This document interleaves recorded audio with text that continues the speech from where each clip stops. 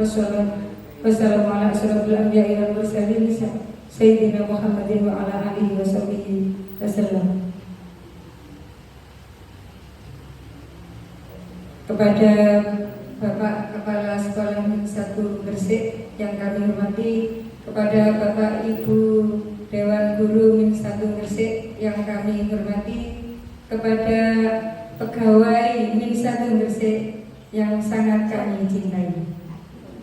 Puji syukur kehadirat Allah Subhanahu wa Ta'ala yang telah melimpahkan beberapa rahmat serta hidayahnya kepada kita sekalian, sehingga pada siang hari ini kita dapat bertemu, yaitu dalam diseminasi hatiku padamu atau HTM dalam keadaan sehat walafiat.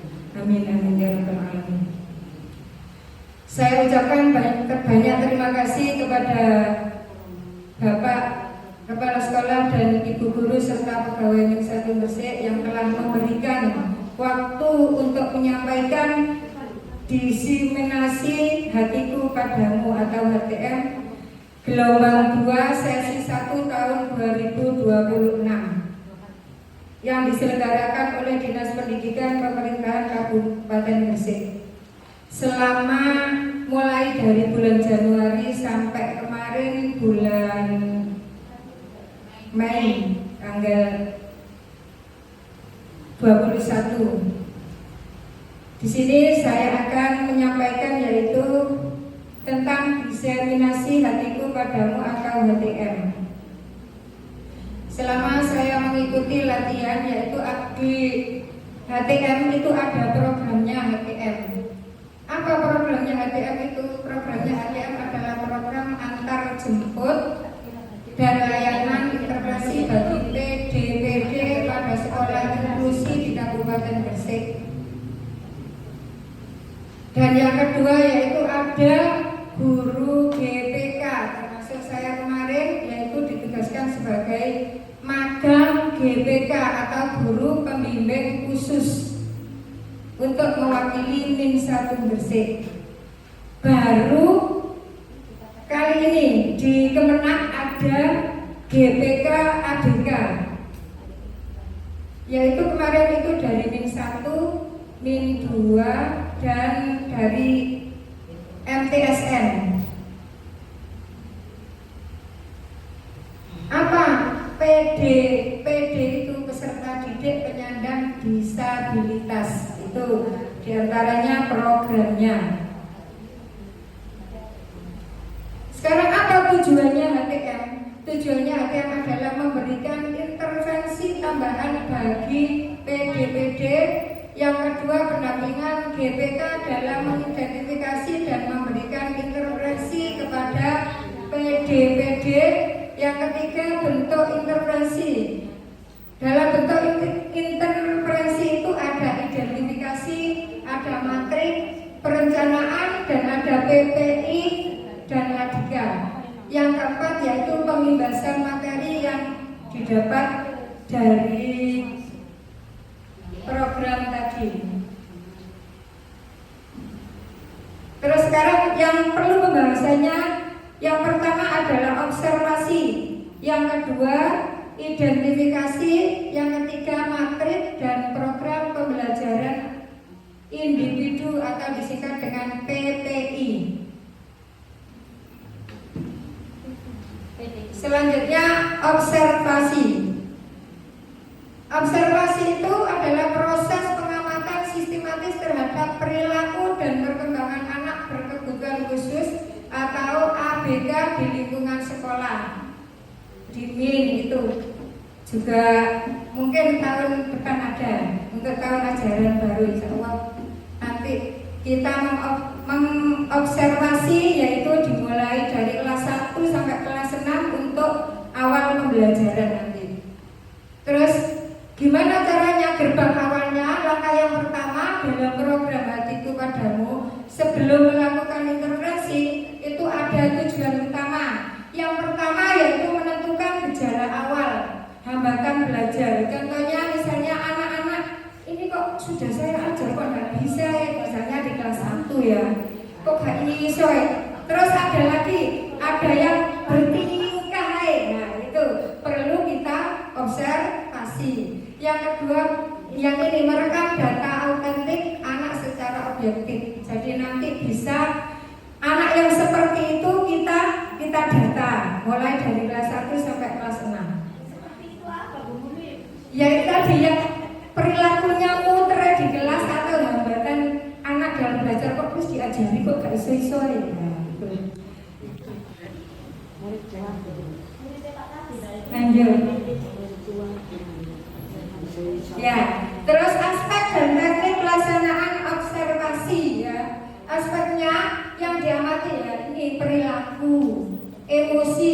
Kadang itu kan ada di kelas itu anak yang emosi ya, perlu kita amati.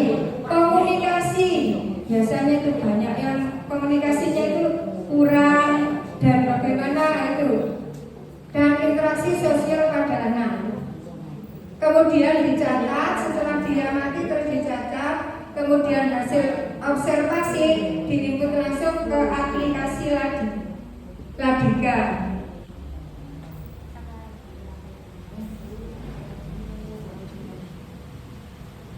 Nah, langkah awalnya tadi sudah observasi, yang kedua adalah identifikasi.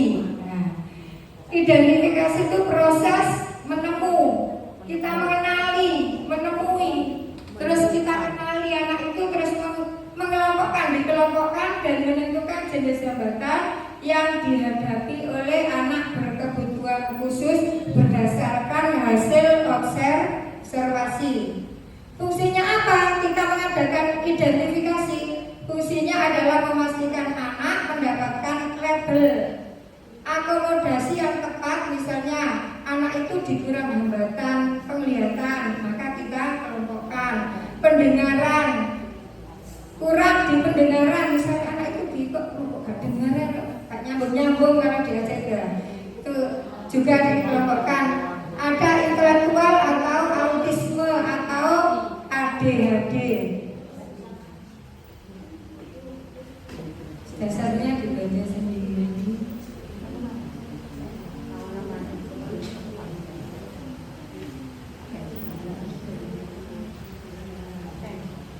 Terus output dan tindak lanjut identifikasi. Yang pertama yaitu menghasilkan profil belajar individu yang memuat potensi sekaligus hambatan anak. Kalau sudah itu kita rujukan ahli yaitu dasar untuk menentukan apakah anak memerlukan asesmen klinik. Kita lanjutkan bisa ke psikologi atau dokter yang spesifik.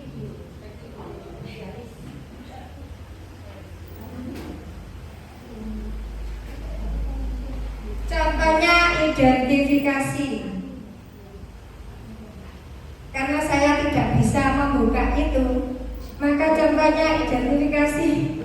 Saya berikan contoh yang seperti ini aja. Nah, ini adalah form identifikasi anak berkebutuhan khusus usia sekolah. Kemarin saya sudah identifikasi di Min 1 Gresik bersama yaitu guru kelas 6 Pak Sahidan, yaitu maaf Mbak Lili ya, saya sebutkan. Itu Ahmad Fahri Hisam Al-Faraj ya. Kemarin saya itu sama Pak Sahidan, ayo cari anak yang itu gitu. Terus ternyata Pak Sahidan, saya suruh ngisi Pak Sahidan kalau bersama orang tuanya. Saya suruh, kalau saya sampai tidak mau ngisi Pak Sahidan, silakan dikasihkan orang tuanya. Ya Pak Sahidan. Akhirnya ini saya temukan yaitu ternyata Ananda Hisam, nggak mau Mbak Lili ya. Saya sebutkan soalnya ini kan orang tuanya yang ngisi. Termasuk yang banyak di hambatan itu di hambatan ADHD ya, hanya di tingkah lakunya, termasuk anak yang ADHD itu.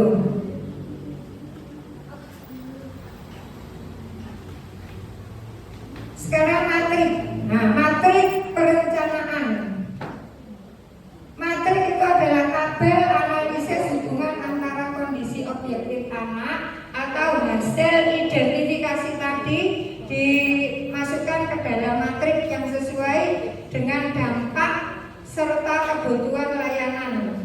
Fungsinya matriks untuk apa? Fungsinya adalah kita jembatan membuat bisa melihat gitu loh, yang logis antara data klinik atau laporan dengan rancangan program akademik di kelas. Tuh. Contohnya matrik seperti ini.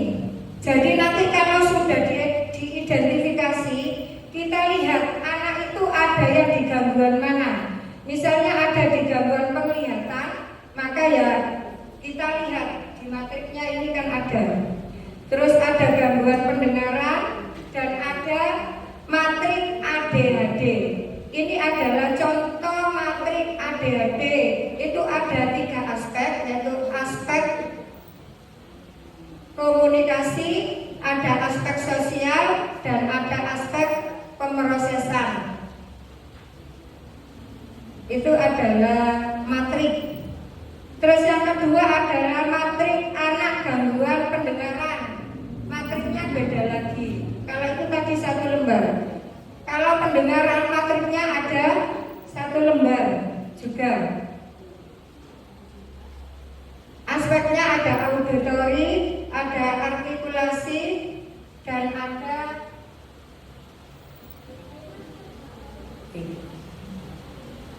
kondisi. Yang terakhir yaitu aspek intelektual.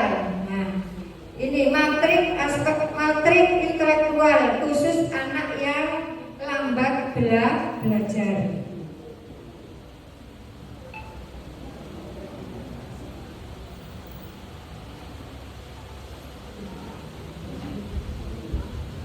Ini tadi sudah matriknya sudah saya contohkan ya, di sini ada matriknya ada 3, yaitu matrik ADHD, ADHD, ada matrik hambatan intelektual, dan ada matrik perencanaan tunarungu.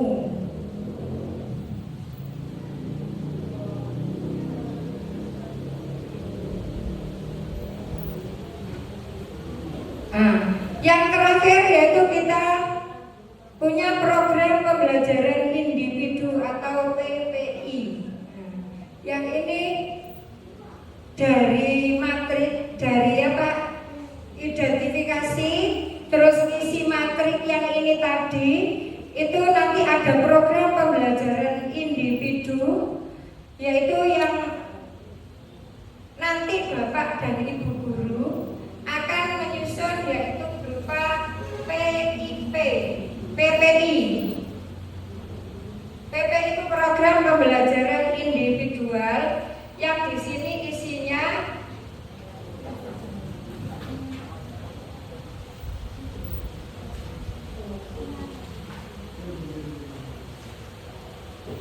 isinya dari kelemahan matrik.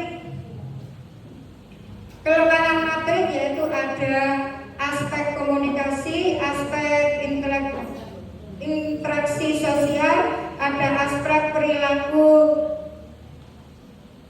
berulang, dan ada aspek pemrosesan indrawani. Itu untuk aspeknya.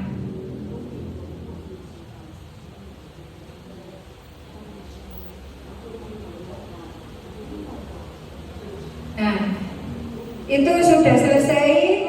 Kalau sudah selesai mengisi matrik, mengisi identifikasi matrik dan PPI, itu kita serahkan kepada Ladiga, yaitu aplikasi berbasis digital yang digunakan oleh UPT Layanan Pendidikan Anak Berkebutuhan Khusus Dinas Pendidikan untuk merekam jejak perkembangan anak. Fungsinya 1, data ABK mengintegrasikan data observasi, identifikasi matrik dan PPI ke dalam satu sistem terpusat. Yang kedua, transportasi dan komunitas memudahkan guru kelas, guru pembimbing, guru khusus, dan kepala sekolah memantau grafik perkembangan anak secara real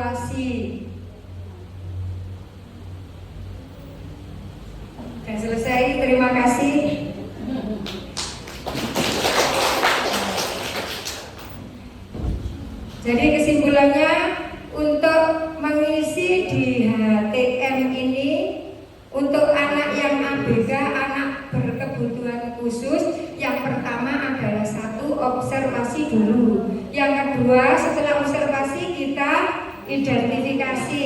Setelah diidentifikasi, kita memasukkan ke dalam matrik. Yang keempat, setelah dimasukkan ke dalam matrik, kita membuat program pembelajaran individu. Tuh.